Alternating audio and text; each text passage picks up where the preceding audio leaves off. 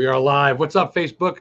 Oh man, I'm all blushing. This is Adam, Historian Ghost Hunter, here with another great episode of Season 3. We're back here on the Historically Haunted VODCAST, proudly sponsored by actor Donnie Green.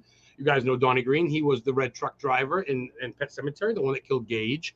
Well, him and his wife own their own trucking company, Bauer Green Logistics, and his family member that he also runs with, John Green, G-R-E-E-N-E, John Green Logistics Company, out of Florida, sponsor the show. Shout out to them. Love you guys. Appreciate it. Donnie's going to be doing some conventions, meet and greets and stuff, and I'm also his agent, so you can hit me up if you want him to come to a convention near you. Hit us up. I guess today is kind of in the same world. We're going to get to him in just a second. I forgot our weekly sponsor is Obscure Research and Investigations, Paranormal Investigations out of Chicago. Shout out to you guys. So Marlon Taylor, you guys know It. You know Pennywise. You know the original It, of course. I mean, the new one's great too. But the original one's great, Tim Curry. And the Losers Club, they had the group there. And, you know what I mean? And you had all individual personalities. You know what I mean? You had them all just different. One was meek, one was funny, one was strong, one was cowardly. Marlon Taylor, he basically started his acting career as a young man in Los Angeles back in the early 80s. 80s child, see that? 70s child. Started doing theater at the age of 8, tender age of 8, and he's already doing that stuff. He moved to commercials, sitcoms, television, stuff like that soon right after. His work includes such shows as, get this, Amen. I remember Amen. That I believe that had George from George and Wheezy was on that, I believe. I'll have to ask him. Mr. Belvedere, The Butler Show, he did some appearances on that. Just the 10 of Us, Doctor, Sister, as well as You Take the Kids. Classic. In the early 2014, he was also featured in an episode of Z Nation. You nerds will know what's up. I like that shit. That good stuff. Z Nation's where it's at. Just to name a few. He's best known for his role, though, as Mike Hanlon. Mike Hanlon. You guys know Mike Hanlon, right? You remember the original It? The older version of him. He was the child now in Losers Club. He was the young boy, the one that opened the book and read the book, the photo album. But the adult version of him is the one that stayed in Derry and contacted all of them and said, hey, it's back. Can you come back? That was him. He resides in Seattle, Washington now. We're just talking about that. He's in the way other side of fucking New England, America. I'm in Maine. He's in way over there, Pearl Jam, Jimi Hendrix country. He's doing conventions with the rest of the Losers Club. They actually came to Bangor last year, and I just moved up there and I didn't meet them. So I need to whip myself later because that's bullshit. I should have went and met them. He's always looking for opportunity to get back in front of the camera, always looking to talk and spread the love and knowledge. Enough about him. We get George DaCosta coming up. George will be here any minute. He's a co-host. But until then, let's bring on this fucking spirit animal of mine, Marlon Taylor. Hey, how's it going? What's up, brother? How are you, man? I'm good. I am good. You know, I'm busting out back like a Britney Spears fan. I'm like, Marlon. Look, that's all right. That's all right. I'll take it. I'll take it. I enjoy the love, man. He loves it, brother. You love it. Drinking a Heineken with me, relaxing. What time is it where you are? It's not 8 o'clock like me. It must be 6. No, it's 5 o'clock. We're 3 hours behind. 3, okay. Look at this, people. My girl checking in real quick. Heather Witchin came in, the witch from Witch and Life Guy, throwing the balloons up. Checking in. John Bernier, fighting cancer. He's in Seattle, Washington. He listens to every show. Him and his wife, Linda, checking in. Amazing. Thank you, guys. In Seattle, my area. Yeah, Linda. Yeah. Right now. You got some stars in the West Coast, up top of California. So I was shooting the shit with Marlon out back. We're not going to get into it because girls don't spread secrets. Stop it. Oh, but stop it. Marlon's a good shit. And we're talking about Maine and stuff. And I want to go right off the bat before I do anything. What got you started out, Marlon, at 8 years old? Was it family that was yeah, my dad was an actor. My aunt was an actress, and I'm originally from New York. And you know, a lot of them had moved to California to pursue like television. You know, they did a lot of theater on the East Coast, and my dad came to visit one time and was like, you know, you want to do some acting? And I, of course, always wanted to be a cartoon. And so I was like, hell yeah. You know, I actually thought that, you know, cartoons were real people and like there was a camera that actually made you look like that. So I was totally down. And when I got there, I found out it was a whole different beast. Wow. At a young age, too. Yeah, that's when it's fun, though. You know, that's when you kind of don't have any care in the world. You got craft services there with all the licorice, all the candy, and all the goodies that they hype you up on, all the sugar that they get you juiced up on while you're out there performing and stuff, you know, to keep you going on those long days and to keep you shut up as a little kid, you know. So man, and it was a blast, and that's how I got to meet those other losers in my life. Um, and it's funny seeing those guys like 30 years later. We take off right where we left off. So Oh, it's almost like having just a long term friendship, or somebody you haven't seen in a long time, and then all of a sudden you guys get back together and you nice. just continue where you were from. So It's a bond. It's a brotherhood bond because I mean, you worked on a classic movie, and you guys even said because of course I had John Campipiano was my guest a couple of weeks ago, and he did the whole Pennywise, the story of it, mhm. and you guys are in this talking now. Honestly, that's how I stalked you on Facebook. I looked at his friends list, and I'm like, holy shit, Marlon! And I said, you're a friend request. I'm a fucking stalker like that. So I That's saw all that, and right. you That's you all just right, man. Everybody needs a little stalker in their life. and it's it. And I got you as a guest, so it fucking worked on me. I got no restraining order yet. You know what I mean? But I Like I mean, was just trying to find out where you are, so in case anything happens to me, you guys know who did it. oh, I got plenty of frozen pizza, Marlon. You'd live like a king if I kidnapped you. Get your fucking style. I'll get Heineken Zero. Oh, real quick, my co-host, I got to bring George on. Just trying to George, find out where George, you you are, there? so in case anything happens to me, Uh-oh. you guys know who did Oh, it. it's the Pennywise hat. George, you hear me? Marlon, you look like a king if I kidnapped you. I see him. He's already on delay. That's All all right, right. He's over there floating, so we'll he's bring getting him his back. float on. We got everybody checking in. A lot of people from Maine. Jean Tewksbury runs at the International Cryptozoology Museum in Maine and Bangor. Deals about Bigfoot findings and Loch Ness monsters. She's a big fan. She says good evening. Nomar's an alien hunter in Maine. Yeah, checking in, buddy. Great movies. Jim Brown says, yeah, buddy. Everybody's Jim checking Brown, I know that name. He's a football player. in. Yes, Cleveland Browns is checking in. The Pioneer. He was in Police Academy, wasn't he, or something? Or fucking George, you there? Checking in, buddy. Great movies. Jim Brown says, yeah, buddy. Jim Brown, I know that name. I just heard you say Jim Brown. I know the name. He's on delay. I don't know what's up with that.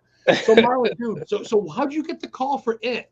I got to know because I didn't remember seeing that in the movie. How did you get the? Did you apply? Just So just basically having an agent. I got an audition to go out there, and just being a Stephen King fan, I was super totally excited about having the opportunity to go out there and audition.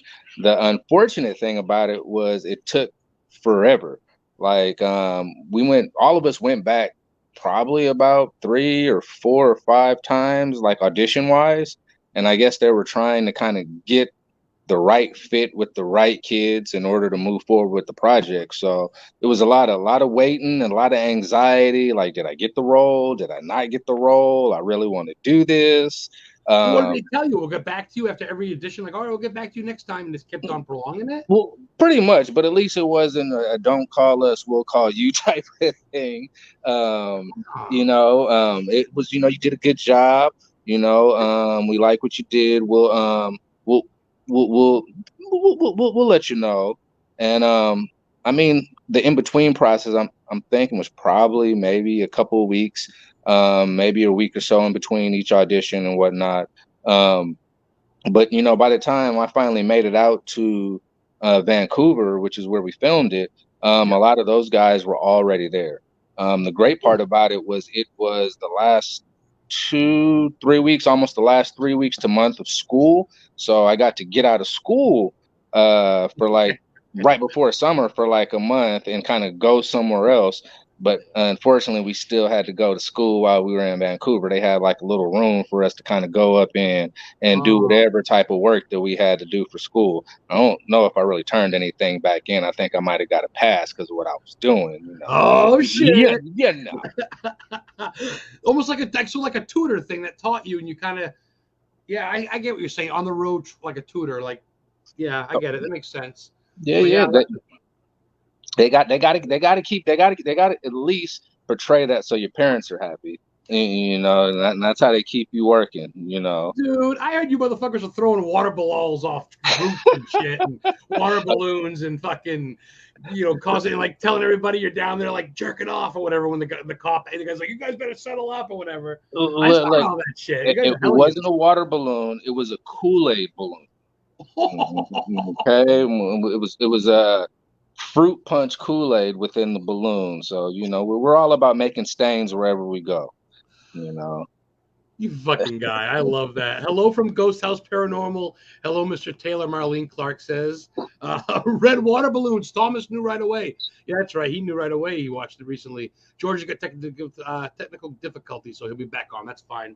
So, Marlon, I could talk all day about Pennywise, and I do want to beat that horse because I love it. I love it. And I could talk about it, my next book that I'm reading. Yeah, it's a very good book. It's a very large book. So, what I suggest is just put it under your pillow.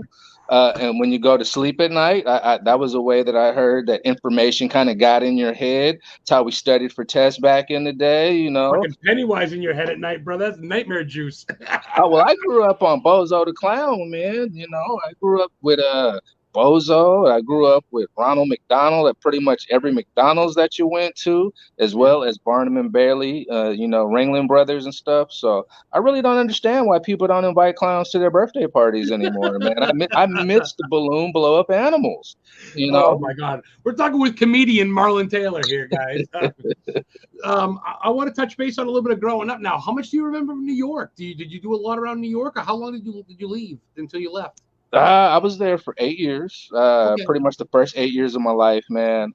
What I do remember is just going to public school, which was kind of fun, and just being able to run the streets. Like back in the day, man, in the 80s, they had block parties. We used to have block parties all the time. You cut off the whole block.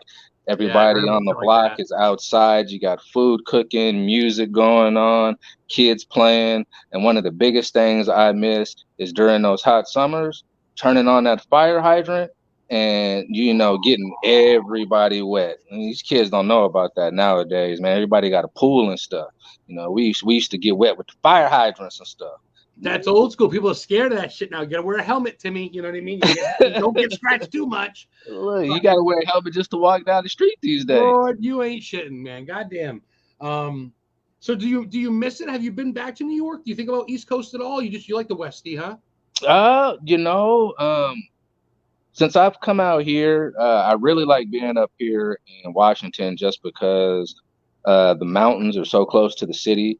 And I really love that. There's trails everywhere.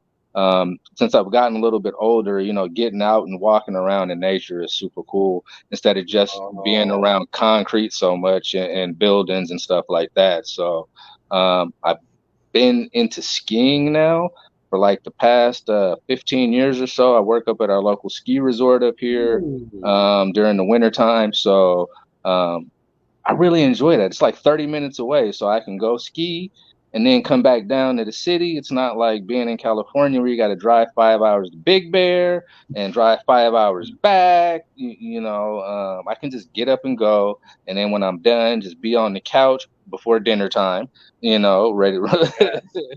Shred fucking Marlon out there, shredding the powder on the fucking, no kidding. I had no clue. Half the people up here have no clue either. I get a lot of looks when they see me on the snow. They're like, "There's a black guy and he's skiing," and I'm like, "Hell yes, hell yes." Fuck you for profiling, bitch.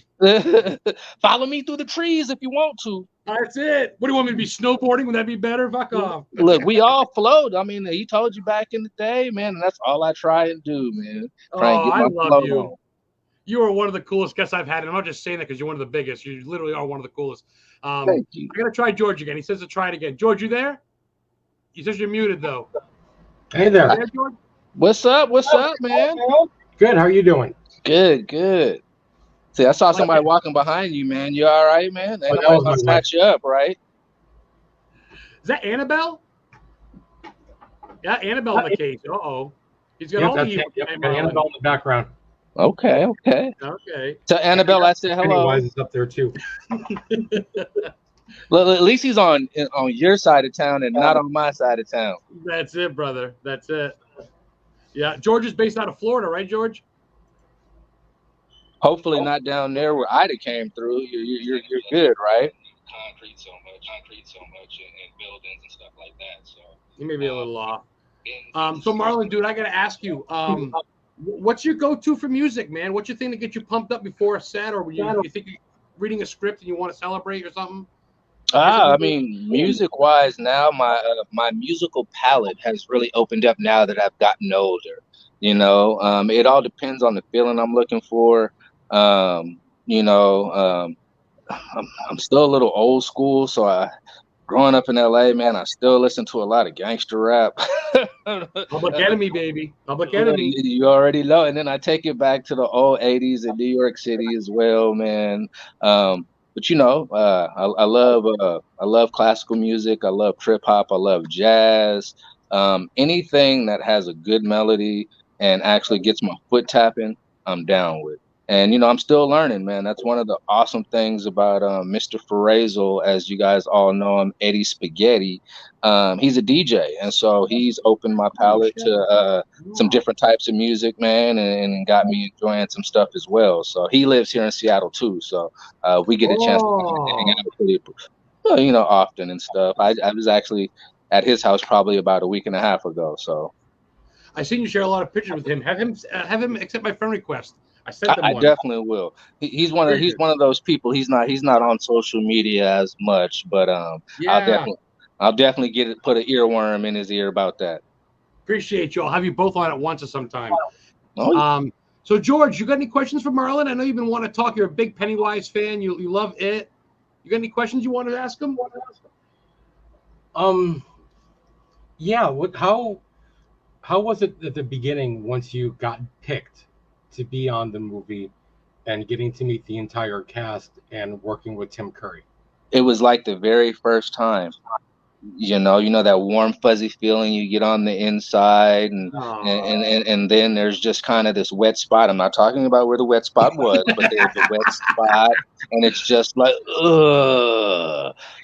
Me being a Stephen King fan, I mean, it was amazing to find out, and then there was the excitement of finding out who I was going to be working with, and hearing about all of those adults. The John Ritters, the Tim Reeds, and all of that. Like, I was super excited just because I grew up watching those guys on television.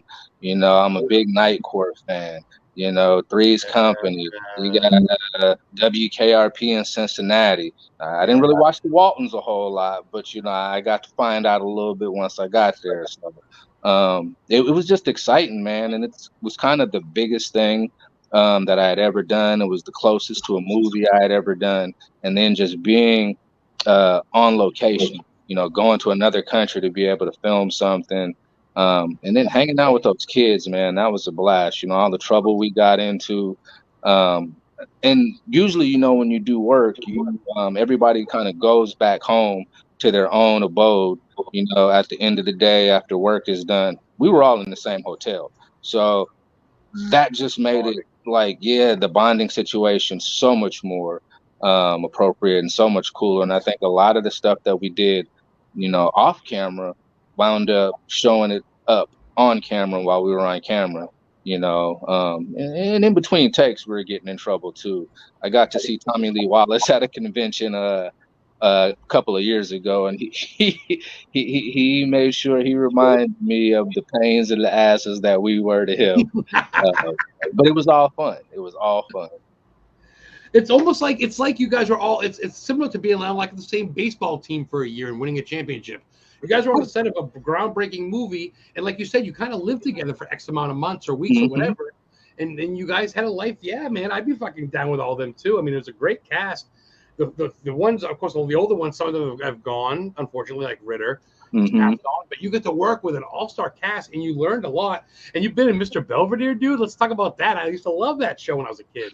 You've been in Sister. That's awesome. The cool thing about Mr. Belvedere was it happened to be the episode where Wesley's baseball team actually played against Mr. Belvedere's friends. And all of Mr. Belvedere's friends actually happened to be major league players. So I got to meet, Mickey Mantle. I got to meet Harmon Killebrew, Hank Aaron, Willie Mays. I wasn't very big into baseball at the time, so I was running around getting a baseball sign.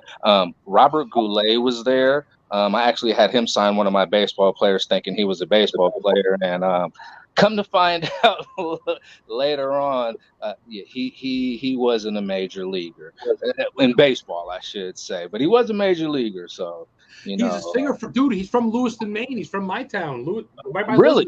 He's a Lewiston native. Yeah. And see, you guys be putting stuff out there like that, man. Oh, they got a fest. Yeah, they got a big thing for him. I think they got a parade. Maybe, I'm sure now. I don't know.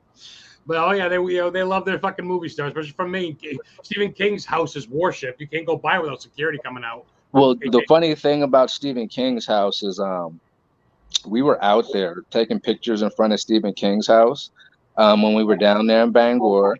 It was all of us. We had Bart Mixon and his wife out there as well. Bart Mixon was the one who did the makeup and everything for Pennywise. And some people came up while we were out there taking photos, and I don't think they knew who we were because they were sitting over there like, come on, we're trying to get some photos in front of the house. Like, these guys, why are you taking so many photos? You guys need to move. And I'm sitting there inside my head, and I'm like, you have no fucking idea who we are. But that's cool, though. That's cool. I hope that you go home and your friends are like, do you know who that was? Did you not get a photo? No. Well, these people were photobombing us in the background. That's the fucking Losers Club. Yes, sir. Yes, sir. That's fucking wild. I can't believe you went to Stephen King's house. That literally made me get wet. My seat's wet now because you guys were in front of Stephen King's house. I wish I was there. Yeah, that's what we do, man. We get everybody wet. But man, we also went on the Stephen King tour, so we got to get taken around to see where he drew a lot of his inspiration from around town. We got to actually go see the real Barons. We got to go out to the cemetery to see where he actually got a lot of the names from Georgie and Carrie. Yeah, I would hope it's the second oldest garden cemetery, and that's where he played the Reverend, dude. You know him. You took SK Tours. I want to work with them. You went to the radio station. You were a guest on there. I went in and get some stickers. I saw the picture of you guys on the wall. The Losers Club here. Marlon standing there. I go, oh, did you know that they got pictures of you on the wall there? No, now I'm ready to go back and actually get an hour on the show myself and see if I can play some hot tunes. Yes. Fucking A, Marlon for president 2024. Let's get rid of the bullshit. Look, for real though. Look, we'd all be smoking. Oh, dude, I told you this cat's cool. Look at that. Everybody's throwing out hearts. Jennifer Folk, she's a writer, big Stephen King fan. Sending out some love. George, I hate to cut you off. I'm having a lot of fun here. Let's go, George. We got another question from Marlon. Ask him anything. This dude's an open book, man. Good people. Truly. Oh. Where'd he go?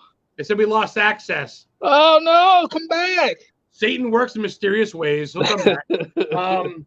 So, hey, Marlon, what about you besides Stephen King stuff? And, of course, everybody loves Stephen King shit. But what about other movies, brother? Like, what's one of your go-tos? Are you like, what's a big one that reminds you of your past? Or that reminds me of my past. I would probably say The Bad News Bears. And because I mean that's another series of losers. And any movie where you got folks that are kind of on the bottom rung and they're outcast and nobody thinks they're gonna make it or do it, and then at the end they have that rise to the top. Any movie like that I'm a fan of, man. My other half makes fun of me all the time. She's always looking over like, are you crying? And I have to suck it up every now and then and just be like, no, I'm just sweating real bad. I got some hot Cheetos in my eyes. But yeah, man, I get moved by that stuff. And then on the other hand, I'm a real big horror fan, so I love watching horror movies, B movies. I'll always try and give something a shot. I'll start checking it out to see if I enjoy it. That's how I found the Boondock Saints, which is one of my favorite movies. 2 wasn't as great as 1, but the Boondock Saints is one of my favorites. I saw it on the shelf. Some of you people may remember this. Some of you people may be old enough. At Blockbuster, back before we had streaming and you actually had to go pick up your dang video at the store. And it was just on the shelf, and I read the back. I saw Willem Dafoe is in it. I was like, I like him as an actor. Thing for me, though, is sometimes descriptions don't really give you what the film is really about. But I was like, okay, there's a guy with a gun. There's a guy smoking a cigarette. It's got to be cool, And I took it home, man, and I watched it, and I fell in love with it. I was gonna say, did you actually like it? You did like it, though. Oh yeah, the original Boondock Saints, I really did enjoy, man. I watched part 2 just because I enjoyed part 1. The Part midget 2, Russian guy, the little tiny guy, or whatever. oh yeah, look, I love Machete. That's my guy, man. You know, First is better though. First Boondocks is better. yeah, of course, of course, of course. You know what's funny? Lieutenant Greenlee, the little guy, that guy, that's comedian Bob Marley. He's from Maine. I met him last year. He signed my Boondocks DVD. He put to Adam. He goes, "Where you going? Fucking nowhere." Remember he says that in the alleyway? Uh-huh. He goes, Adam, where you going? Fucking nowhere. He's got a picture with me, Bob Marley. He played Lieutenant Greenlee, and it was all filmed in Boston. I've been to the church and shit. See, I've never been to Boston, man. Salem? Never been to Boston. Well, Salem, never been to Massachusetts or nothing, or never been to Massachusetts either. It's the one thing I do like about the East Coast, though, is everything is so close. You know, it's easy to travel state to state. Being on the West Coast, I mean, California takes up most of the damn West Coast, which will change soon once it falls off in the water. You know, then it'll just be Oregon and Washington. You know, which. And the cool thing about it up here is I'm 3 hours from Portland as well as 3 hours from Canada. So, you know, and that's pretty cool. I don't know if they'll let me back in Canada after all the trouble we caused, but you know, every now and then. so which brings me to this, and I want to get serious for a second. I love you dropping facts and real shit, which is thank you. But I want to get on a serious note because you are still an actor. You do have a passport. If you ever need to travel, you're good to go to film.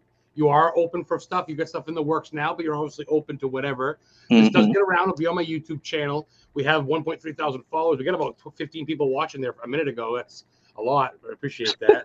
At once, at least. You know what I mean? It's Friday night. It's tough. Everybody's out there having bonfires. We do get a question for you from my girl, Heather. Okay. Question from Marlon.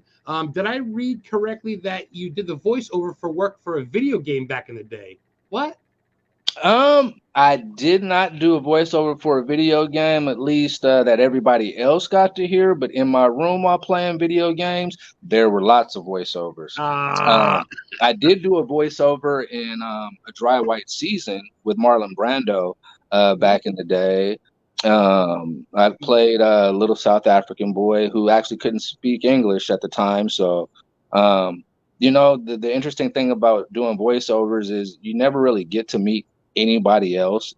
You're in a sound booth and you're watching it on the screen and just kind of going with your lines. I really would have wished to have met Marlon Brando.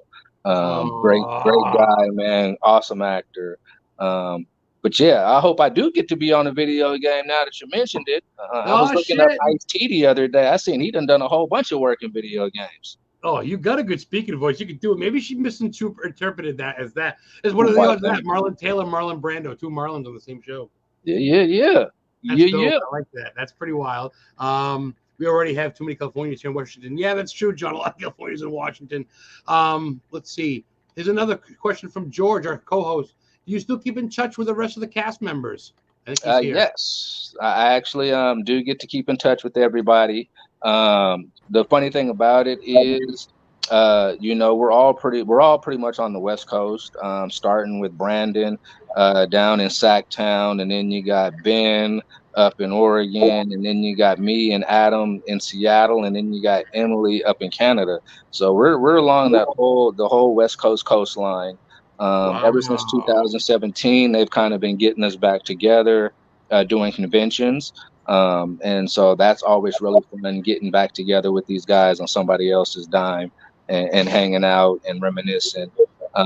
We got to see Jared, Henry Bowers, back in about 2017. That was my first time seeing him in about 30 years. And, you know, a good dude, man. He's a sweetheart, man. He's really a great guy.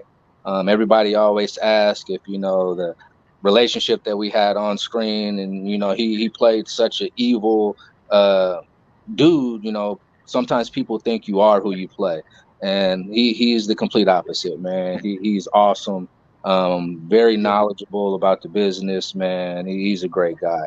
Now, wish I could bump into Seth here and there. I've talked to him a couple of months ago. We were all on a Zoom chat together and stuff, but haven't had a chance to see him in person in about the last 30 years or so. Seth Green, that's right. Did some work on Family Guy voiceover, I think, right, for one of the characters there or something. Oh yeah, but he also he does Robot Chicken. That's his show. So. Oh, that's right, the fucking little character. If you get really stoned and watch it, it's just a fucking riot. They got little He-Man figures, and Jason Voorhees comes out. Manifesting video game voiceovers, my girl Heather says she'll get you there. Please do. I am so with it, man. I am totally down. And also, too, I am the booking manager for Donnie. I just got him a gig in Florida. But you're open. I'm going to put if you don't mind, I'm not your agent, but I'd love to put some word out there to some people on the East Coast. You're up for conventions traveling in October? We're always up for traveling and getting out there. Okay. I'll let people know. Obviously, if the money's right. You already know the dude in Maine, the Bangor Con. But I know some people in Massachusetts. I'd love to show you around on some. So you come to Massachusetts for convention. You come early. I'll show you where the Boston Tea Party was, Plymouth Rock. We'll go to Salem, hunt for dead witches. Oh, that'd be great. Look, I'm all about seeing haunted stuff, man. You know. Yes, my question, Marlon. Anything haunted, brother? Anything ever ghostly in your life? So there was a house that we lived in California, which I could swear had some ghosts. Like I never, you know how you kind of see stuff out the corner of your eye, and you never really know if it was a shadow or if there was actually something there. A house that my dad and I lived in back in the day growing up had something like that going on. You know, feel a little hairs on the back of your neck stand up, get a little bit of a chill kind of going through the house and stuff like that. And I don't put anything past anybody, you know, like I believe that there is something else out there when you're talking about outer space.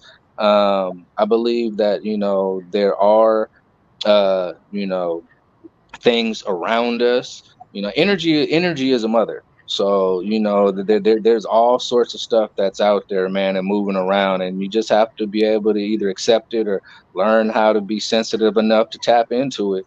So you get an open mind. Oh, yes. Oh, yes. Yeah, we're talking to Marlon Taylor, George DeCosta. We got about a half hour to go here. Historically Haunted VODCAST, Season 3, sponsored by Trucker Donnie Green, Trucker and Pet Cemetery, kind of the Stephen King universe coming full circle. I'm sponsored by a dude that's in a Stephen King movie, and I'm talking to a dude that was in both iconic Pet Cemetery and It. Got to be the two biggest. What's your favorite Stephen King movies besides yours? Give me your top 3. George, you two after me. Marlon, you first. Give me your top 3. Top 3. So I'd have to go Stand By Me. Oh. Silver Bullet. Ooh. And Misery. Oh, my God damn. What's her face does a great performance in that. Yes, she does.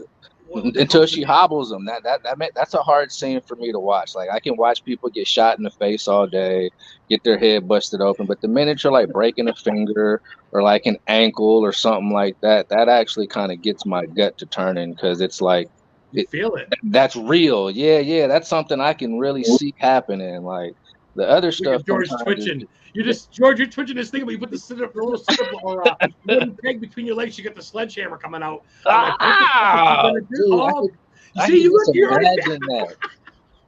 Just talking about it.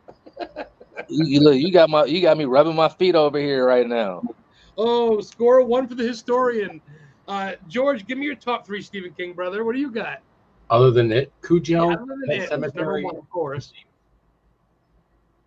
Cujo, Pet Cemetery. Okay. Christine. Yes. Love Christine. Great car. Now, what about you? Honestly, Pet Cemetery. I love it because I've been to the house in Hancock. Okay. I mean, it's my first book I've ever read by him. And I've met Miko Hughes at a meet and greet last year. And I'm like, hey, what's up? And of course, Donnie was in it. And I guess everybody can relate to that. We've all had cats or dogs killed by a car. And to know they'd come back, it's a blessing. But is it really? Because it's like it's never as good as it seems, right? It's almost a lesson. Like it's right. You know what I mean? It's a fucking mind fuck. You get that? Like Pennywise, he's this giant. Like at the end, you must have been like, "What? Did you guys know he's going to be a big spider at the end?" No, and that was kind of the speak the truth. Yeah. Oh, you know you're gonna get that. Yeah. You're gonna get that. Yeah. So we actually got to see it while on set. You know, and you know, I tell a lot of people because a lot of people have an issue with that part at the end of the movie. But it was made in the late 80s, and there wasn't CGI back then. So that's actually a person in a suit. Like there's a person in the body cavity of that spider, you Shit. know. And so like to me, once we got to that part, because we saw it on a big screen when we went to the premiere for it and everything, I was at that point watching it on the screen. I was kind of like, all right, but you know, that's what we had. You know, that's what we had. So, and when I watch old movies from that time nowadays, everything had that little slow tick, It's not yeah. really, not really smooth motion and stuff like Made that. it real. So It it was right really on time. it is more realistic. I love CGI, but you look at that, you're like, oh, that's fake. Like if Jaws was CGI, it'd be like that's a fake shark. But when you see Jaws now as a robotic shark in fucking Martha's Vineyard, Massachusetts, I'll bring you there, Hmm. Marlon, at filming sites. That was a real magnetic shark or whatever the fuck, you know, Mechanical. mechanical. There we go. I'm stoned, idiot. I No should. worries. That's why I like the original Hulk, man, with Lou Ferrigno, man. Like it made it so much Oh, more realistic rather than looking at the Hulk now who's like 15, 20 feet tall and like the size of like a small RV. oh, dude, Marlon Taylor's fucking. Everybody's saying great picks. We love the energy here. We're all energy. Solid picks from Marlon. Absolutely, Nomar. Nomar, I had him as a guest. He's a UFOologist. He's written some books on it. He Okay. produced all that show. Yeah, he's all about that stuff. And yes, Kathy Bates. Thank you, John. That's her fucking name. That is. Never saw Christine. Okay, well, you got to watch Christine after the show's done. Kathy Elkis, long-time listener. How are you, Kathy? A question for Marlon. Do you have any fear of clowns? No, we said earlier he loves Bozo and Rob. I still love clowns. The only clown that I don't love is 2017 Pennywise because I can't deal with the drool, man. He had the drool, he had the eye that moved around. Unfortunately, I look at Georgie in the new movie and I'm like, you stupid little kid, what are you doing? Why are you going over there? You're gonna fucking die. You know, in ours, you know, he looked pleasant. You know, you didn't get that scary thing about him. Yes, I like Oh, it. That's what I'm talking about. He yes. got the little fuzzy palms on the side. You know, he looks like a Oh, sweet that's clown. I'd want to go and get some balloons from him. You know, red one, please. Marlon, I seriously. gotta ask you a question, and you're on record here, so be cool. What do you think about your counterpart in the new one? Do you like the kid version of you in the new remake? Yes, I think I've actually had a chance to meet Chosen a few times, man. He's a Oh, great cool. little kid. He's got some great aspirations, super smart. I think he did a great job. You know he Uh, watched you. You know he watched your movie, and he kind of mimicked. You know, he watched you, well, I bro. hope he did, man. I I hope hope he he did. did. But he, Fucking you know, Marlon. we got to meet him. We got to meet Jeremy as well, who played young Ben in the new film. And it was funny because they had me and Brandon at the same convention with both of those kids twice. So we to watch those guys and all the fans that came to see them while we're on the other side of the room, and we're like, "What's that long line for?" And they're like, Mike Hanlon and Ben Hanscom are here. And we're looking at each other like, yeah, we're right here. And they're like, no, they're over here. They're over here. So, You so got yeah, the gift and the curse, brother. You're known, but you're still kind of you fit in like at King's house. But that's that's all right. cool, That's what man. happens when you get old, man. You know, I think about it and I'm like, damn, that was 30 years ago, man. And now I'm looking at myself on screen. I see all this gray hair and stuff. But it And looks I'm like, killer, dude. yeah, You look fucking good, brother. But dude, it's a cult classic, and I think you guys knew it'd be a hit, but you think you would like really. People idolize King and his work. The original It. People love Curry. Of course, he's in a wheelchair now. That's horrible. But to see you guys and to see you guys together, that's a hit. If P-O-P with the exclamation point, the little toys. I had a Pennywise. I wanted to bring it. hmm They need to make a Losers Club edition. Either all you guys together or independently. I Um, I think it should be a box set. yeah, You know that way they can do something without having to make the individual pieces. I've signed so many Chosen Jacob pops that I well because really. yeah you know that's the only Mike Hanlon one they can find, you know, Yeah. and so folks show up and I get to sign that one. If Funko, if you're listening, I know you're out here in Washington, man. Put it together, bro. You got an old school Pennywise. You know what do you got him to go with?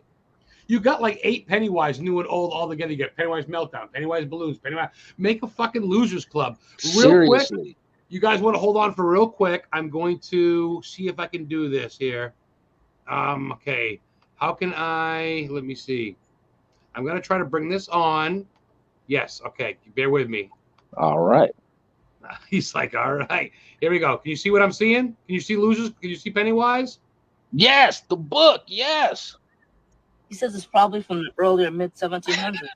There he is. Now. Look at you with your tight jeans, all fucking ready for a flood. Pennywise. That's him. My little afro. I can hear you guys. I don't Come on. Yeah, but look, you got to hold the book. Look at you. Look. There he is, boys. Here he is again. Boys and Goyles. Same man. Same man. It. Look at that. That's what happened back How did they do that? It was a page flipper. They had an automatic page flipper. Really? So like a machine or something? Like a wind? That's weird. I think it was more of a machine. Like, and they put it on the end of it, I believe, and just flip the pages. And I got a surprise for you about this part. I will kill you all. I'm every nightmare you ever had. Look at Tim Curry fucking worst dream come true. I'm everything. Look at you guys acting so petrified. Like it's right there. Look at you. Look at that. No. So, Yes. So that hand that actually came through the book was actually Tommy Lee Wallace's hand, the director. I saw that in the documentary. He stood behind with a white glove, right, and came in. Yep, he was laying down on the floor, laying on all our feet. And they had another copy of the book that had a hole in it, and that was him just putting his hand through the book. And then the only time I really got to work with Tim was pretty much in the sewer scene where we're all down there. Going to kill him. They never in the film, they never really showed what issue I had with him. Like they never brought that to fruition, the whole bird thing from the book and all of that. That never really came out in the film. And so even when we're at the, as grown-ups at the Chinese restaurant and we all get our fortune cookies and the fortune cookies open up with whatever we're scared of, unless you read the book, you wouldn't know why there was a little baby bird in my fortune cookie. Everybody had like, so well, unless you like balut, I got a buddy from the Philippines. He told me about balut, and I didn't know you could put it in a fortune cookie too. So, Wow. Okay, well that's good. That's motivation to get there because that's a little bit more insight on your character. Yeah, I'll get another question. That's a great question. Thank you. Wow, very good insight. Marlon is fucking great, and he is always open, guys. You want him in something, let him know, man. If I make a movie, you're going to be in it. Kathy? What? Go ahead. I was going to say, I'm down. Yes. That's on camera, Marlon, you motherfucker. That's on camera. I'd love to have you be my star. I'd love to either have you kill people or get killed. I don't know, man. We'll figure something out. Just as long as I'm not the first one to get killed, bro. No. We're not going to go with the tradition. No, you're a lot of fun. We got to keep you alive for almost the whole movie at least. So, Kathy says, another question from Marlon. Great show. Are you friends with anybody from any other horror movies, franchises, or movies in general, etc.? Great question, that I can think of, not necessarily. I mean, outside of meeting people at conventions, like I had a chance to meet Robert Englund at one of the conventions we were at. So I got my little Freddy Krueger pop. I got to meet Tony. His last name escapes me, but he was in the Last American Werewolf of London. Naughton, there it is. I got to meet him, and so just kind of going to these conventions, I actually get to see people that I've seen on television that have kind of influenced me as well. But everybody kind of, it's kind of one of those things where it's like, I'm about to be 50 years old, and they're living their lives, and it's kind of hard to be like, bro, Well, let me get your number, man. Next time I'm in town, man, you know, let's go hang out. Let's have some coffee. You know, It's hard to make man friends, man relationships and shit, like straight relationships with dudes. It's like, hey, right, you like right. it is kind of weird. I know I'm 44 next week and September 6th. Happy early birthday. Thank you, dude. Virgo. You look 50. I was gonna say you look like you're my age. I was gonna say 44, 43, but no shit. Yeah. Okay. Well, I still got 2 more years before I hit 50. But you know, All right. So my 2 boys, they jump on that gray nerve. So you know, every evening, man, yeah, it just turns and it goes, man. But yeah, I mean, like going to the conventions is a chance where we get to kind of meet and hang out with these guys. I got to meet the Fall Guy. You know, if you ever watched the Fall Guy from the '80s, man, that was my show. Sounds back familiar. then. Yeah, T.J. Hooker. You know, saying. Oh shit, George knows what's up. Yeah. Either the A-Team, you know, them is my shows. Greatest American Hero. Come on now, dude. You know your shit. You speak fucking amazingly. You're very interesting, very comedic. You're gonna. I mean, people, you guys gotta fucking get this guy. You were great. John spoke very highly of you. Campiano. Yes, he's a great guy as well. Oh, he talked very highly of you. Yeah, man, I'd love to see you in some fucking shit because you still got it and you're fucking entertaining, man. You got to be doing some shit because I'd love to see you in action. How down are you with coming to Maine? Are you coming to Bangor again this year? I think we mentioned that pre-show, but I'm stoned again. It'll probably be when I get back out there. It'll probably be I'm looking maybe towards March of next year. I got some stuff that's kind of holding me in Washington and Seattle until what is that? Till around the end of January and stuff, and then after that, I should be able to break free and get out there and move about and stuff. Well, you got some youngins, duty calls. I get it, man. Life's fucking hard.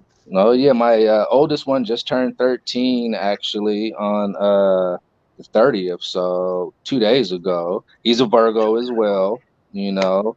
And then my youngest one is a freaking Leo, and that's why he gets on my. Say, careful with that one. That Leo's a rough. Yeah, man. Real quick, you got some ink I saw. You got some artwork there on you? Oh, yeah. So I actually really like tattoos. Boy, yeah, let's see it. What do you got? Show and tell. Well, you know, I got my wrong. Let's see if I can get it over there. I don't know if I can get it over there. I got to figure out how to turn my head so that you know, because it goes backwards. This is the same reason why I have a problem trying to cut my hair in the mirror. Because I love it. I love the dreads, the wrong way. Let's get the thin dreads. That's cool. I like that. Oh, why? Thank you. Why? Thank you. Yes, the language. Should be able to do like a little hair commercial or something, you know, like Troy Polamalu used to do Head and Shoulders, man. Every time you flip it, you get $5,000. So this is one of my favorite pieces right here. Oh, dope. It's pretty much Mount Rainier with Puget Sound at the bottom. I don't know if you can kind of make it out right there. Which way do I got to turn it? That way. There we go. Yeah, so it's got the reflection of the mountain in the water.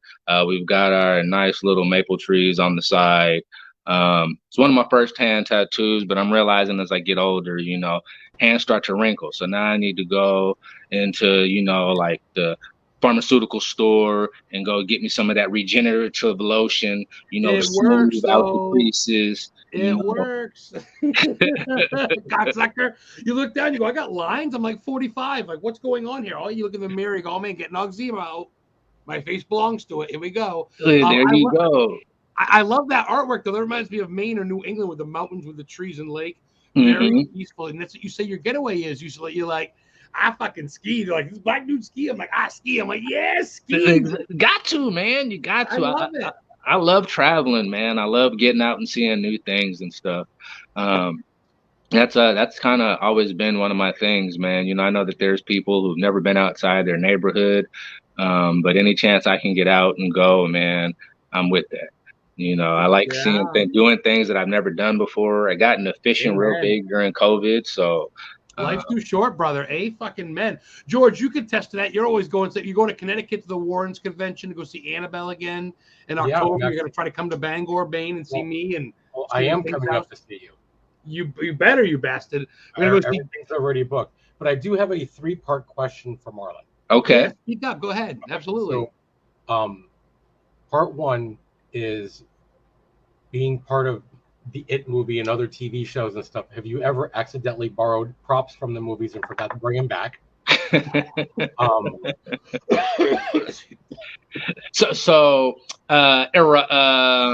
Let's see here. No, not really. But the one thing that used to be kind of popular back in the day is when you did sitcom television. A lot of times they would buy too many clothes for you to try on, like the wardrobe folks would. And so they would wind up taking that stuff back, after the show had finished shooting. But if there were pieces that you liked, they'd let you come up in there and purchase them from them at a discounted price, and so that was actually super cool. There are some pieces that I wish that I would have, gotten my hands on and taken with me. But, back then, you just never know what's going to happen. Is that going to get me kicked out? Is that going to be like I'm blacklisted now? Nobody ever wants to work with me again because I took Pennywise's little red nose and took it home with me, Well, see, I love sister Tamina, right? The 2 twins. Yep, Tia and Tamara. I had mad crushes on them, and I watched them. And so even shows like that, I mean, you were on a lot of fucking shows, dude. I don't think you realize most kids get one opportunity to be on Full House or something, and you're on Sister. You're on Amen. Amen had George and Wheezy, right? The George Jefferson. Yeah, Sherman Hemsley from the Jeffersons. But hold on one second. I think we had 2 more pieces to this question down here. Don't worry, I got you. That's right, George. Don't let my ADHD take hold. Go ahead, George. Question number 2. I actually also saw on your IMDb that you actually played with zombies. Yes. So that's actually probably one of the funnest things that I've done since it. The makeup process was a little arduous. It was about 3 hours in makeup. But I loved getting turned into a zombie. I loved being a little Z snapper. Unfortunately, I got my head bashed in, and so it was short-lived. But I really enjoyed doing that show. And if I do get a chance to do some more zombie work, I am so totally down. I see a lot of them at conventions now too. I met a gentleman by the name of Mumbles the Zombie, which is my guy out there in the UK. Who kind of got me on. I met him in Birmingham, and we're still in touch and stuff, man. And he does a great zombie. And I'll shoot you guys some pictures of my zombie work as well as him trying to bite my head off as well. Oh, Marlon's hardcore. Great question, George. You did some research. Give me a number 3, brother. Right. You're on part 3. You already showed some tattoos. So there's many people out there that do have Pennywise tattoos. Some are good, some are bad, some are absolutely hideous. Have you seen, which ones have you seen, and how do you compare them as far as old school Pennywise to the new Bill Skarsgård Pennywise as far as tattoo goes? Okay, so I actually do have an It tattoo as well. But that's what I was trying to show you guys earlier, but I couldn't figure out how to get the camera to my neck. I've got Georgie's bow. I have Pennywise on my leg. No, you got Pennywise on your leg. Is it the same Pennywise that's on your head? Yes, it's the new version. Okay, so I mean, to me, artwork is artwork. I love the artwork. I've seen the old Pennywise. I've seen there was a person who actually did a picture with the split down the middle, and it has half the new Pennywise and half the old Pennywise. That tattoo is awesome. He's going to get the photo. He knows exactly what I'm talking about. That's pretty dope. I do have respect for both. You gotta love Tim Curry, but Skarsgård's good, especially in Castle Rock. George is a fan. Yeah, you got a lot of ink, Marlon. I saw your whole fucking arm though, brother. Oh yeah. That's from the hand all the way down. It's not done yet though. It's not done. It's supposed to be going all the way up to the shoulder. So this is a picture of the tattoo I have on my leg. Oh, let me get out. You have that whole thing on your leg? Yes. Dude, you're a beast. Is it from ankle to ankle to?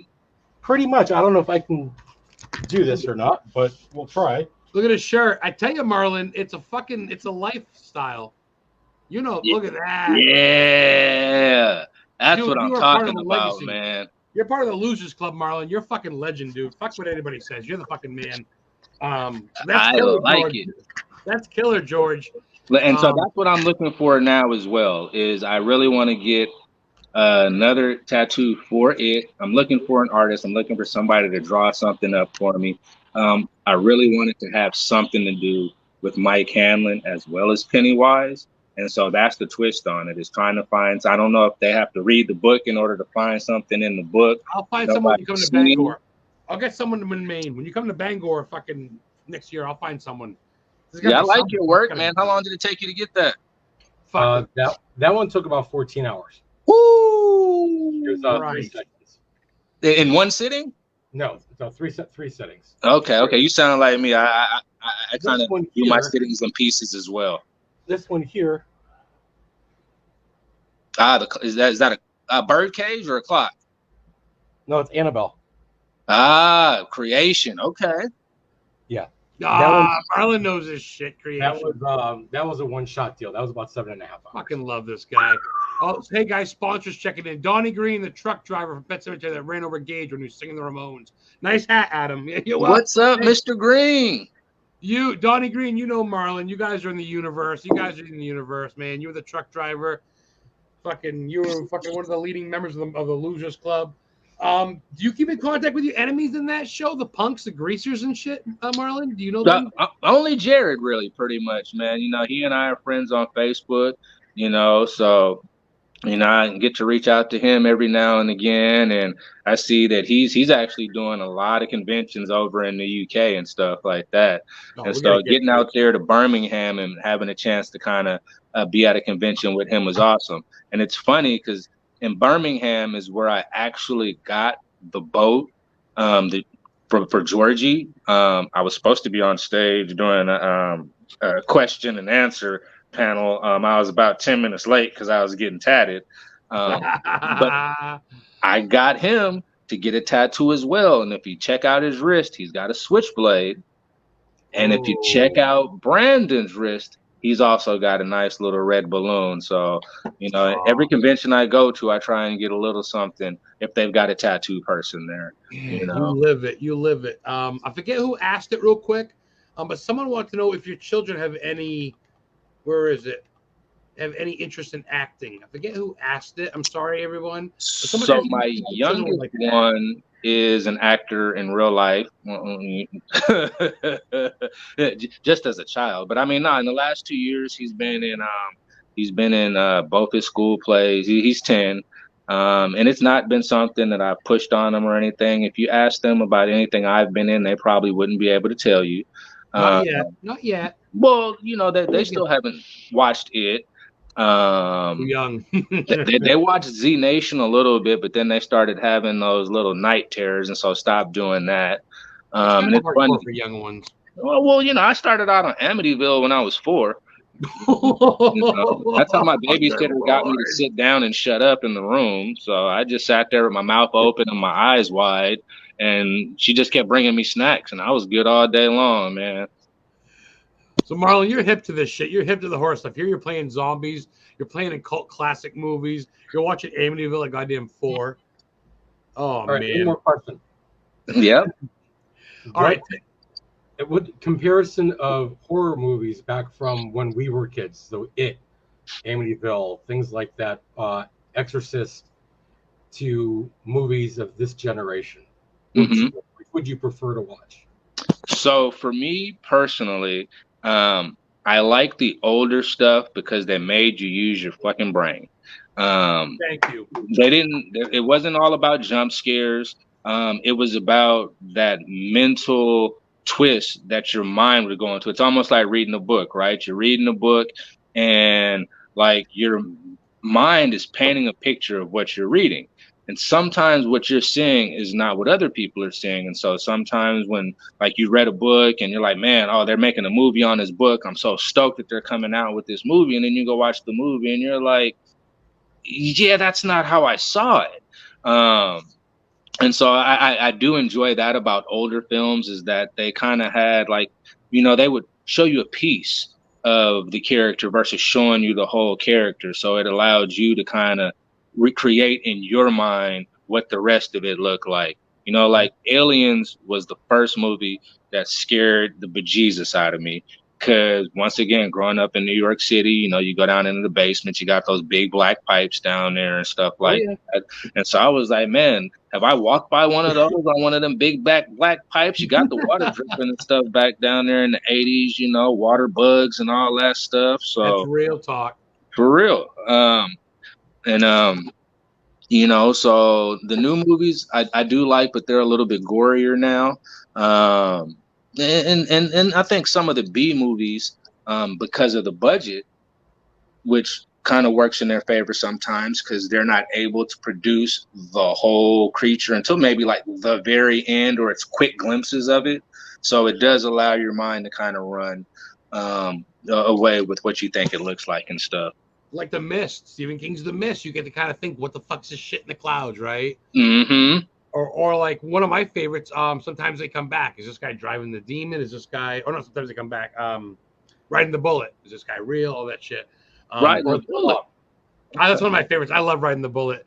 The guy driving the car is fucking, what's his, oh yeah, it's one of my, that's, when we got back to going about Stephen King thing, I said Pet Sematary is 1.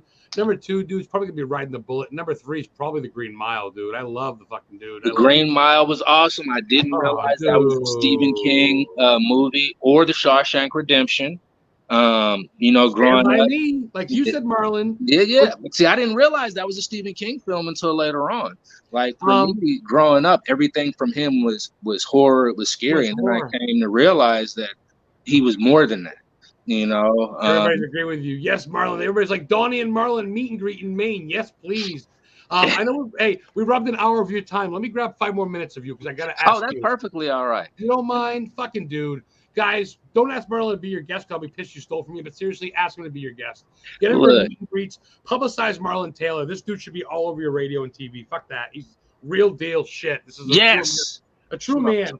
Marlon, you've been all over the world. You've been. What's one of your? Give me 2 of your favorite places. One in America and one other than America you've been that you've got to go back. Scotland, Ireland, what the fuck ever. Transylvania. So I really enjoyed being in the Netherlands. I went out to I was in Amsterdam, and Amsterdam was cool. It's a cool place to visit, but I wouldn't want to live there. I'd like to live close to Amsterdam just because it was nice, man, just seeing everybody on those bicycles. You know, like cars were parked all over the place. I mean, you had some cars driving around and stuff, but you saw like people in their suits riding bicycles, lady in her nice dress with high heels riding a bicycle. You know, early in the morning, you got the lady riding a bike with a basket full of kids on the front, taking them to school. I was like, dude, it was just quiet. It was peaceful. Fucking Mary Poppins playing in the background. I smell Belgian waffles. I'm down with it, man. Look, as soon as I retire, I'm going across the pond. You get a very nature side to you, brother. You're very much you don't want the hustle and bustle and party life. You just want to chill and just be in a fishing boat, huh, man? Man, that's it, man. Like, you know, I like chilling, man. That's one of the reasons why I go skiing a lot, is because it's quiet, it's calm up there. You know, you got that noise barrier with the snow and all of that, man. You gotta come to Maine again. You'd love it. Come crash on my couch, dude. I will seriously rub your feet. I will buy a pizza. Whatever, dude. I would love to explore. Dude, you liked Maine when you came here. You said Bangor was pretty cool, huh? Yeah. I wish I would have been able to get out and see a little bit more. That's one of the things that I always try and do a little bit of when I go to conventions, is see what I can see. And so when we went to Amsterdam, we happened to be doing a convention over in Germany. And so I just wound up staying a couple of extra days. And it was me, Adam, and Ben, and Ben's other half. And we just we kind of hopped on a train out of Germany and went over to Amsterdam. Oh, what a trip. Adam and I kind of stayed in Utrecht. Utrecht was awesome. You know, I wish that how they have their bike system out there is how we had it here in Seattle, because they know how to move around with bikes, cars, and people. Like, it was a nice flow, man. You didn't have people honking at each other. You didn't have bikers trying to run pedestrians over on the road. No bikers kicking cars. You know, what a thought. But if you guys haven't ever seen it, one of my favorite movies as well, Killer Clowns from Outer Space, man. Go check it out. It's one of the best movies ever, man. Knock your block off. Oh, Man, I'm trying to tell you. Or make a, what is that? Make a shadow puppet dinosaur that likes to eat people. Yeah. Or just get turned into a piece of cotton candy. Cotton candy cocoon. Come on. popcorn guns. Marlon, give me. Well, we got 4 minutes. I gotta ask. Give me some bucket list, dude. Give me a bucket list for America and a bucket list for other than America. You haven't been, like New Zealand or something. Bucket list, huh? Yeah, dude. Something different. Come on? Give me some favorites. Let's say, you know, I mean, I know I'm getting up there in age, but I haven't really thought about the bucket list yet, man. You know, You've been okay. Well, let me ask you this: have you been to Gettysburg or New Orleans or anything? So I've never been to New Orleans. The closest I've been is eating some Creole food down here in Seattle, or having somebody from there make some food. I mean, over the next couple of years, I'm probably going to get back out and get to traveling a little bit more. The Washington and work and everything has kind of just had me locked down for a while. So the chances that I do get out has been a lot of convention stuff, or either just going down to Oregon. Like I said, COVID helped me out a lot because everybody was in their houses, and while everybody was in their house, I was out roaming around. And so I got to travel a lot through Washington, got to travel a lot through Oregon, and stuff like that. You know, before I had kids, it was stuff I wanted to do, but you know, when you're working like a little cheapo 9 to 5, like flipping burgers or being a waiter, as we do as actors, there's not a lot of money to do all that stuff. So now that I've got a better gig and able to save some bread and all that, I kind of have the opportunity. And so, like, my kids just actually went to they were in Trinidad for like 2 weeks a couple of months ago for the summer. I didn't get to go because I had to work, but you know, we're looking at trying to get to Greece next year. And so now it's just about trying to get these guys out and seeing some of these other places, you know, outside of the States, and get them like you know, some knowledge about some stuff instead of having to read it in a book, to be able to actually go out and see it and touch it. So God damn, that's a rare soul right there. Most motherfuckers just sit on the couch and Netflix everything, and you just want to go out and taste the world and show your children. You guys got to get Marlon out there. Get him to your conventions. Get him to your meet and greets. Get his shit out there. Get me to the table for dinner, man. He won't disappoint, man. You come to Maine, I will be your connoisseur, man. I'll show you where Al Brady got shot in Bangor in 1937 after Bonnie and Clyde got killed. He was #1 most wanted. Uber came. They killed him in Bangor. He's buried in Mount Hope. But they shot on the street. There's a little brick that says he was shot here. It's right in Bangor. I'll fucking show you up. And I'd love, man, you want to come on my show anytime and publicize anything. Are you writing a book? Are you doing anything cool? You know, anything you want to promote? YouTube channel? Not at the moment, man. You know, just no YouTube channel, nothing. Just Facebook. Just keeping up with my kids, man. You know, I got my youngest one's playing football right now, playing little league football. The older one he's an artist. So once I get some more of his drawings and stuff, we'll go ahead and promote that. You know, and you're signing autographs. You're doing meet and greets. You're up for conventions, guys. Give him some bread. Let him come out there, promote your shit. And you get the other Losers Club, he'll put that in the ear. If you can get the whole Losers Club out here, Bangor was a success. It was. George, we're going to come about 4 more minutes left. You want to hit Marlon up with anything before we go? 4 more minutes left. What you got for me, George? Well, I had so much, but unfortunately I had issues when we were starting. We're all good, brother. Take your time. It was a pleasure. I actually had a great time doing this. Hopefully sometime we can all get together and meet. I gotta have him back. If you don't block me after this on Facebook, we gotta have him. That would absolutely be fun, but I appreciate it. Oh, definitely, man. Just whenever, man. Just hit me up, man. You know, I like to talk, just like Adam likes to talk. So I mean, you know me. I get excited. I'm done being shy. I want to know you. I want to get to know. We're gonna go a little bit over. If you don't mind, dude, I can literally go like another 10 minutes. I don't want to milk your time. It's precious. No, you're good. You're good. Oh fuck! Most people are like, I gotta go. You said an hour. I go, I know it's an hour 6 minutes. Fuck me. What do you want from me? I haven't even been looking at the clock. So. I love this guy. We're gonna go over, George. Ask away. Ask Marlon anything. Ask him what his shoe size is. I don't care. Go ahead. All right. Well, you said you don't mind clowns. You like the old one, but what do you feel about this guy? I actually really enjoyed that adaptation of Pennywise. I like the fact that they created a completely different character, gave him a completely different look. As a kid, though, I would have never fucked with him because he looked scary from beginning to end. You know what I'm saying? Like he was just a scary looking dude, man. Which version? Which version to you was more true to the book? To the book? Yeah. Well, a little secret is I tried to read the book, and then after maybe about 100 or so pages, I stuck the book under my pillow and tried to suck in the rest of the knowledge. I think both adaptations are true to the book. I think that each one of them takes different concepts from the book in order to kind of bring their adaptation to life. That was the other thing that I did enjoy about the newer version is that they took things out of the book that weren't in the original movie in order to kind of build another story. Like you had the leper there, you didn't get to see the werewolf, you know, and like you saw with in the beginning or in the original one, you know, they brought different creatures to the forefront in order to kind of tell their story. And then too, it was 30 years later. So ours was in the 50s and theirs was in the 80s, you know, which I also liked as well, was they gave it that 30-year time gap, even though they had characters that had the same name. So Right. Wow. Dropping knowledge. This man knows his shit. And it's funny because I want to stray from King because it's not all about King, but you were in like so much other things. You're in a variety of comedies and you can just act on so many levels of different things. Is there anything you prefer? Do you prefer the horror genre or like maybe like a sitcom comedy genre? Is it the same to you? A lot of people like horror, like comedy too, I guess, you know. yeah, and that was the thing about Z Nation is it was horror comedy, you know, versus The Walking Dead, which was kind of a little bit more less funny, a little bit more scary, and that's why I enjoyed doing Z Nation was they kind of had both aspects of it. That's why I really enjoy Killer Clowns from Outer Space because you have both aspects of it.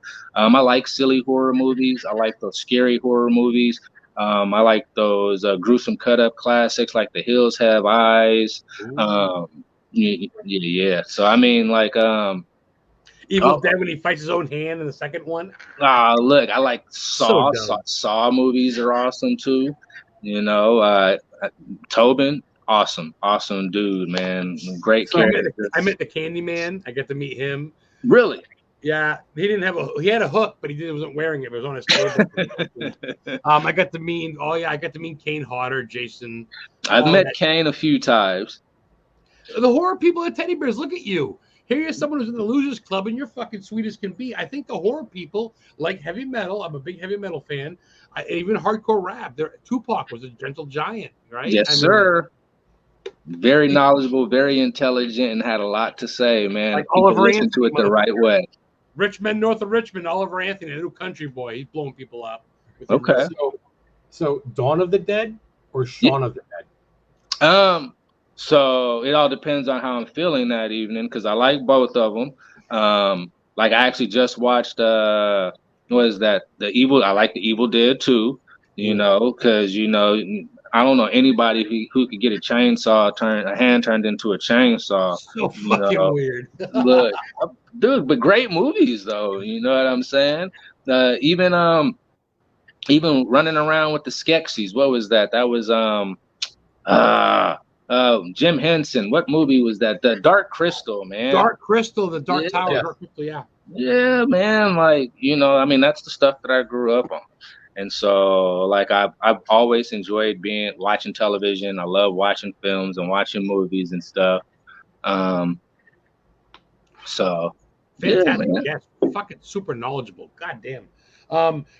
Dude, Marlon, when are you going to write an autobiography about, you got to write a book about your life and acting and what you've been through, man. I'd love to buy it and read it and promote it. Dude, that'd be super interesting. You're giving me something to think about. You're going to see me walking around with a tape recorder talking about chapter 1. As I came out of the womb and I saw the light, and I was like, "Oh no, motherfucker, push me back in, push me." I gotta piss. Don't make me laugh too much. I gotta piss. I've had 2 beers. Don't make me laugh, you bastard. As long as you put special thanks to Adam fucking the Ghost Hunter, dude, I'll be good. You do, because you're an interesting cat. You got a lot to offer. I'll take some more questions, man. But we'll go to 9:30 if you don't want. We got about 10 more minutes, 15 more minutes. I gotta ask you, Marlon, what's one of your favorite go-tos for meals, dude? What do you take the family out? Big barbecue, big spaghetti dinner. So I am a steak guy myself. Yeah, steak and potatoes. I've got it, which is what I actually had for lunch today. I actually had a bacon wrapped sirloin with Oh, some red potatoes that I had sliced up and threw in some olive oil with some oh, onions and stop. green pepper and garlic. Um, but I have a young kid, man, who's super picky about what he eats. So Of course. I make food for them, and then I make food for myself. Good You know, my man. my kids are spoiled that way. When I was coming up, it was you better eat what the hell I put on the table, or you can don't eat nothing. You go to bed hungry. Boy, it's You like you know, grew up in the 80s or something, man. right? Mama Or would you're make gonna fucking sit there till something. it's all gone. Oh, that's it. You didn't eat the pork chops, but you want ring dings for dessert? Go the fuck to bed, you fat bastard. Oh, yeah. But I love spaghetti. You know, if I had to move to one country because of the food, it would definitely be Italy.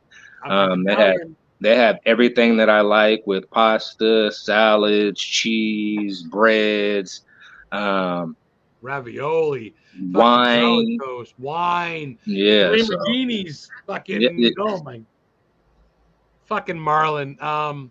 You never gave me a bucket list for other than America. I knew you were going back to the bucket list thing, man. Yeah, brother. We Um, got time. You no, motherfucking no Ramona. worries. I'm thinking about bucket list wise. I mean, I guess to kind of maybe make it around to all 50 states, man, and maybe have like what that area is known for food wise.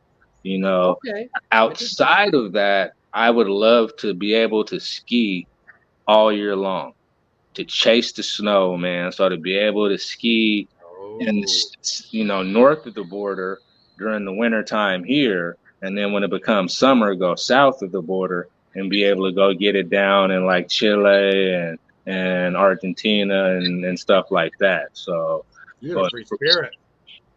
You and got a we spirit call that it wants to black grow, my ice. brother. Black ice. Hey, guys, fucking Marlon Taylor, probably one of my favorite guests. I'm sorry to all my other guests, but George, you want to talk a little bit to this guy before I start fucking? This guy's awesome. I think I may have a new best friend now. But George, what do you got from Marlon, dude? Right, so I just actually was reading a little while ago that they're doing some type of a return to dairy Mm-hmm. movie, Pennywise, and it's supposed to be Really? releasing in 2024. Yep. They It's got supposed to be kind of a prequel. old casts to see if you guys wanted to do any kind of cameos in it. So not necessarily, but I did reach out to Andy on Facebook. I hope that was his actual profile. And I let him know that I was really interested in just being a part of it. Like, I don't have to be a Mike Hanlon. I can be a postman. I could be the dude at the gas station pumping the gas, like, Trivia question, little appearance. Trivia mhm. question later on. Who Like, was I don't know if you guys noticed, but Brandon was actually in episode 2 of Stephen King's It. He actually played when the grown up Ben was at home instead of being in the office and doing his Zoom call. Brandon was actually the one that was running the meeting at the office, and he actually played young Ben in the original one. So Wow. yeah. So if Andy or Barbara are watching, holla at your boy. I'll let you boy. I remember you Holla got a at podcast. your boy. Yeah, I want to get him on there. You got to get your ass in there too. That'd be a great little Easter egg, a little trivia question. Yeah, dude, you fucking know your shit. Wow, what a great guest. I rubbed an hour and 15 minutes of this fucking man's time on the West Coast. You've been an absolute pleasure. I'm gonna steal fucking 10 more minutes of your time if you don't mind. I'm gonna keep talking to you until you literally log off. No worries. Marlon, what do you see yourself by this time next year? Do you see yourself writing an autobiography, possibly doing some guest appearances, maybe more meet and greets, conventions? So hopefully, definitely some more conventions, getting out to see some of these folks that I haven't had a chance to meet yet, man. One of the greatest things I enjoy about the conventions is actually meeting the people and getting to hear their stories and how this film has affected them.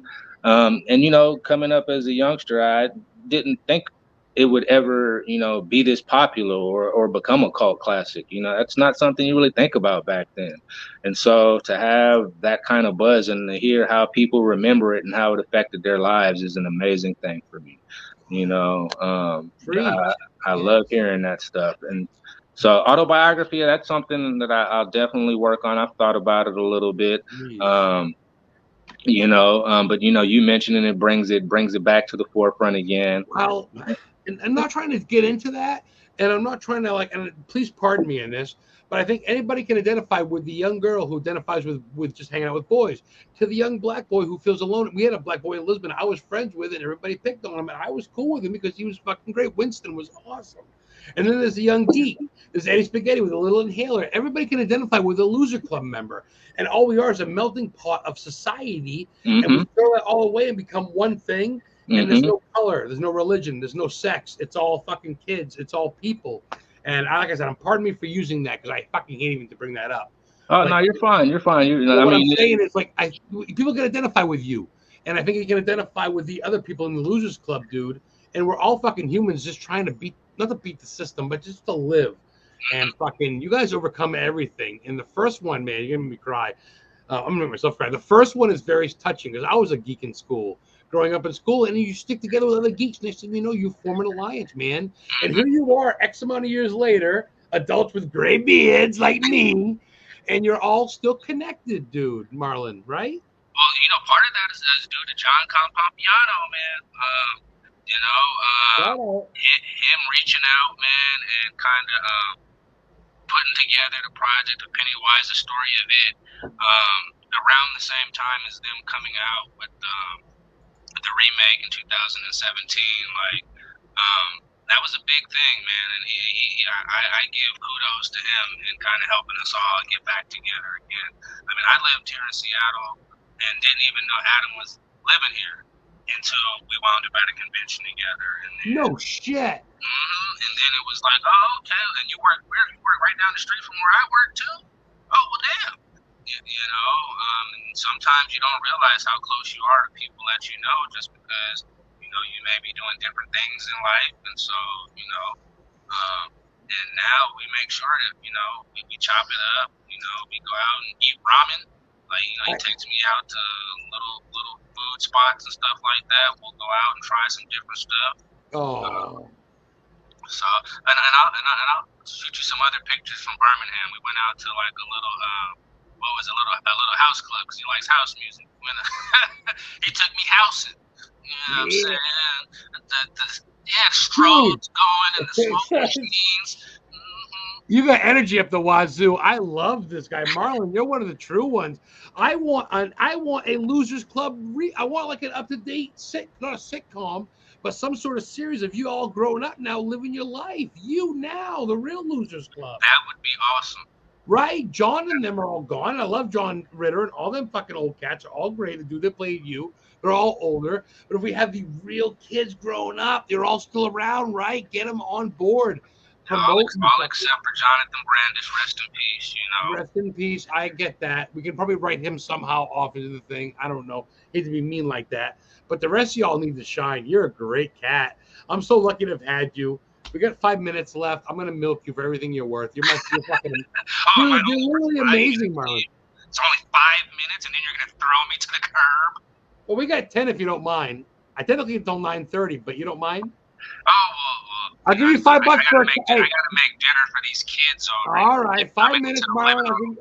I'll give you $10 for a cab. I'll call you a cab, and I'll give you 5 minutes. Oh, and then just send me home, man. It's an Uber nowadays, buddy. It's not a cab. Oh, fucking Marlon Taylor. Actor extraordinaire, comedian, all-around great humanitarian, a father, a husband, I love man. My kids. He's a good man. We're going to let you go take care of your kids. It's supper time where you are. George, you got anything to close the show out, George? Like I said before, it was great to do this. I appreciate it. Thanks for talking to us. But I do want to add, other than the books I had to read in school, the very first book I ever actually wanted to read on my own was it. Thank you. The very first book I like actually ever read on my own. That, man. And that was part of it, Marlon. You're part of the series. Yeah, and that was I think a bit, brother. I think of Losers Club. I think 1988. In 88. In 88, so 2 years after the book came out, and then the movie came out 2 years later. Yes. Look, I still have my copy from back then, man. My book doesn't look as nice as yours did up there. I've got the paperback from back then, which is probably about, where's my hand at? There it is, probably like that. That's worth about $40-$50 at least, original copy. Oh, well, no, because it has everybody's signature in it from the cast and stuff. So, we're talking priceless. that kind of sits tucked away, man. I'm still trying to read the book. I actually have it on what is that? Amazon Audio. I've got an audio book of it because I've been trying to listen to it, but it's like a 50-hour listen. So, when I'm in the car and stuff, I try and get back into it and stuff. And I don't know if I like the person who's reading the book as much, but I'm working on getting through it myself. So I'm stoked that you were able to get through that whole book, man. They should have Morgan Freeman do the audiobook. Ooh. That would be dope. Or even Samuel Jackson. When he did the story, what was that? Oh God, I can't remember the name of the book. Go the Fuck to Sleep. Yeah. If you guys haven't heard that, check that out. Sam does an awesome job.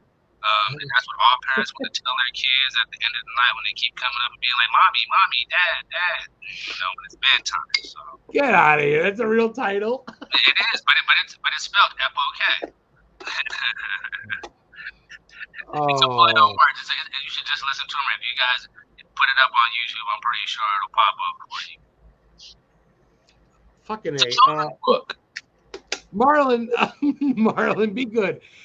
Okay, so real quick before we go, we got 7 minutes left. I want to plug you, brother. Where can people find you if they want to hire you, if they want work, if they want to see your work? Do you have an IMDb or whatever the fuck? I do have an IMDb page. I haven't been on it in a while. Just reach out to me. I'm like you did. I'm on Facebook. I'm on the gram. I pretty much I'm a responder. So I tell everybody you're my friend now. I go, Marlon's my friend. He talks to me. Man, look, this is how you make new friends, man. I love you, dude. You reach out, I reach back out. Convention wise, our the person that we work with, her name is Samantha Osborne. That's who gets us out to all these shows that we've been doing a lot lately. So yeah, man, I'm readily available. Hit him up, guys. Marlon Taylor's open for work. If the price is right, hook him up. Hit him up. Hit him up. I know Sandy Johnson, certain people I've talked to. I know the people in New England. We're trying to get you some more conventions with Donnie Green and try to get to the Stephen King universe. Anything we left out, Marlon? Anything you want to ask me or George before you go? Yeah. When you guys going to have me back on? Then we could do some more talking. So you guys honestly, my guest canceled next week. I was going to go on alone. If you're bored next Friday, how come you come on? We'll shoot the shit again. I'm just going to go on and shoot the shit about nothing. No worries. Let me see what I got going on. There's no holiday next weekend. So it is. I'll give you a gift, though. I'd love to have you and Eddie Spaghetti come on. If you can get one of them come on, we can have a little, like a whatever the fuck. Menage a trois. I was gonna say a threesome. I know. I don't want to sound gay, but I know it's like a whatever the fuck. But have you come on in like November, December, or even then? I can squeeze you in. I got an opening next week. I know George is my guest in a couple of weeks, believe it or not, because George has been in a lot of places traveling. I gotta ask you too. Are you into like the cryptids and shit? We mentioned Gene earlier. Are you into Bigfoot and Sasquatch and that shit? Oh yeah, definitely, man. You believe in? So I actually was wanting. I'm in the process of working with a buddy of mine that we're trying to do a film called Return of the Skunk Ape. Skunk Ape, yeah. And the whole premise of it is mushrooms, tripping balls, mushrooms, and skiing. Oh my fucking! And God. the things that you may think are there but aren't really there. So, but yeah, all that stuff, man. The Loch Ness Monster, man. Like, you know what I'm saying? Like, who's to tell you that it ain't really there, that it ain't really out there, And it's funny because there's different versions of Bigfoot. You got the Yeti, which is like the ice Bigfoot, and you have regular Bigfoot, and then you got the skunk. Abominable snowman, technically. Mm-hmm. So yeah, Sasquatch. Mm-hmm. And the Sasquatch is really big here in Washington. So, like, if you remember the old Seattle Supersonics, the basketball team, their mascot was a Sasquatch. Sean Kemp, baby, Gary Payton. Mm-hmm. The Rain Man. Oh, my God. I just sent you a friend. I love my Chicago Bulls. A friend request? I just sent you one, and also Rachel King, she also sent you one. That's George's girl. That's Candlewick. She makes candles on the East Coast. All right. She's awesome. I'll be lot of people accepting here. those once we get out of here, and anybody John else that wants to will. befriend. My girl Heather, Marion can have lasagna if he comes up to me. She'll make you lasagnas club members get a speed. Dude, I've dated you for 5 years. It took me 3 years to get homemade lasagna. You're looking for Marlon the first time you meet him? What the fuck, girl? Look, I love the cheese and the noodles, man. You're making everybody wet around here. You bastard. We can go a little bit longer. I hate to take your time, but we can go technically at another 3, 4, 5 minutes. I gotta ask you, Marlon, real quick before we go, because I love talking to you. Let me think. Adam, think of something good. What is a role that you'd love to have that you didn't have? I know it's a sour question, but what's something you feel like that should have been yours? Is that fair? That's fair. You know, it's a good question. That's a good question. Or do you feel like you were tailor-made for? Like, shit, I could have been good in that. You know what I mean? That's kind of a hard question. I can tell you a role that I went out for, and when I saw who else went out for it, I knew that they was going to get the job because of how much they fit the part, and that would be Steve Urkel. I auditioned for that role as well. But Shut up, Family Matters. Once I saw how Jaleel White came to the audition He's and great. what he did, I was like, yeah, bro, yeah, that's you. Like, You could have been fucking Urkel, dude. But if you ever get to see You Take the Kids, it was a show that came out around the same time where the role that I played was basically Urkel, but not that Urkel-esque. So I mean, it was another show about a black family that had the kids. Mos Def was actually the older brother on that show. If you guys ever get a chance to check that out, and that was with Nell Carter, as well as Roger E. Mosley, who played on Magnum PI. If you ever remember TC, the helicopter flyer, on pilot, yes. So, but a role that I thought that I would have been good in, a lot of times roles are, but people who get the role have a lot of themselves in those roles. And I don't know if I've seen one yet where that has a lot of me. I think a lot of, except for like the Mike Hanlon, a lot of stuff I've done, I've kind of maybe been able to add a little bit of myself, but it's also been creating like a whole new character per se. But if you guys ever write anything or you're looking at something, you're like, man, I think Marlon would be great for that. Hit me up. I know some. If you were in Boondock Saints 2, you would have been better. I tell you that. But I think if I know some directors, and I'm not like they're not Steven Spielberg, but I know local cats, and if they can spare some coin, I think you would be great. Because I tell you, dude, you talk so fluently. I haven't had to pull anything out of your mouth. I've had Sandy Johnson on. She was great. She played Mike Myers' daughter in the first Halloween. Mm-hmm. I've had some people on, and sometimes it's hard because but with you, man, I tell you, I'm not kissing your ass, Marlon. I got no reason to. You know about my story. I told you before you came on, I was homeless and shit. You've made me feel very comfortable this whole show. Like you've been a friend of mine my whole life, dude. So I can't thank you enough for being modest and just grounded. Talking about being a father first, bro, and talking about life, dude. George, do you agree? I mean, Marlon kind of set the bar, didn't he? I mean, not to kiss your ass, Marlon. I'm not. I appreciate it. But you're a good shit, man. I feel you, brother. You're fucking. I wish more people were like you. Is that? I don't know, George. Is that? Well, fair? I wouldn't be here if it wasn't for you guys. And that's really what it is, man. Like the people who are excited to come on, who do this work. Like we wouldn't be here if it wasn't for everybody that enjoyed the work and wanted to go out and go see it. And and that's really what it is. I mean, we work for the people, man. Some of us get paid more than others, but the real payment for me is really just like I like meeting people, and I love hearing stories, man. And like you said, life is short, man. Life is short. So as soon as I asked him, he was, I'd love to come on. I love to connect with people. And then I watch your past interviews on YouTube. I go, either he's really good or he really means it. And then I talked to you pre-show, and you were a busy cat. You gave me your bio, but you came on. We talked. I go, okay, this cat's real. And I can tell, dude. I tell you, after dying, I seem to sense bullshit, and I will tell people, fuck off. I don't care. I don't get paid enough from Donnie. I love you, Donnie. I don't get paid enough to put up with shit. That's why I ask real people. And I feel like I could ask anyone. I felt like Seth Green maybe kind of a prick because he kind of made it. But I saw him at a convention. I didn't meet him, but he said hi to me. So I think Seth is cool. But the rest of you guys seem awesome. Marlon, you lead the pack because you're the outnumbered one. And I think you're the leader of that Losers Club. And I think it's in a good way. Shit, man. You took an hour and a half out of your fucking time. I appreciate it, man. You know, you go. I know you got kids to feed, George. Any more questions from Marlon? If we go, we're gonna get him back in hopefully a couple months. But anything right now, George? Real quick, one word answer: celebrity deathmatch. Jason, Michael Myers. Ooh, Jason is definitely gonna win. Oh, that was quick. Jason's definitely gonna win. But you know what? It wouldn't even be Jason. It would be his mom, bro. This fucking guy. Jason Freddy. Actually, you need to direct Steven Spielberg, Taylor. Holy. Well, see, look, people forget that Jason was not in the first movie. It was all his mother. Mm-hmm. Mm-hmm. You ain't on it. You ain't fucking old. Your gray hair's fake. You're 20. You got a memory like a steel trap. Look, that's from doing what you're doing over there, man. I'm trying to tell you, it imprint stuff in your brain. And then you were about to say Freddy Krueger and who? Jason Freddy.